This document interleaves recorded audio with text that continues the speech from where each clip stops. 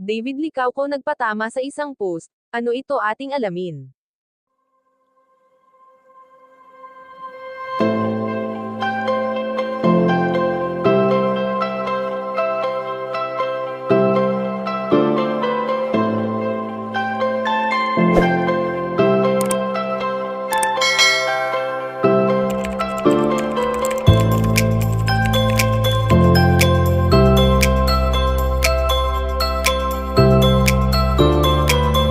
Alam naman natin kung gaano kaaktibo ngayon ang pambansang Ginoo na si David Licauco sa kanyang mga social media accounts na kung saan ay malimit na pinag-uusapan online ang mga nagiging post nito.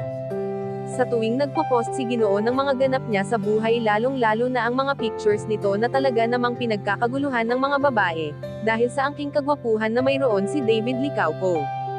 Matatandaan na minsan nang pumasok sa isang relasyon ang binata na hindi rin naman nagtagal at naghiwalay rin sila ng dati nitong girlfriend at hindi naman lingid sa ating kaalaman na pareho na silang single ng kanyang katambal. Ang pagsasama na mayroon sina David Licauco at Barbie Forteza, ay nagbibigay ng labis na kasiyahan sa lahat lalong-lalo na ang mga taong palaging nandyan na nagmamahal at sumusuporta sa kanilang tambalan na nabuo. Subalit sa ngayon nga ay ayon sa aming impormasyon na nakalap na may patama ang pambansang Ginoo sa isa sa naging post nito online na talagang pinag-usapan ng mga netizens.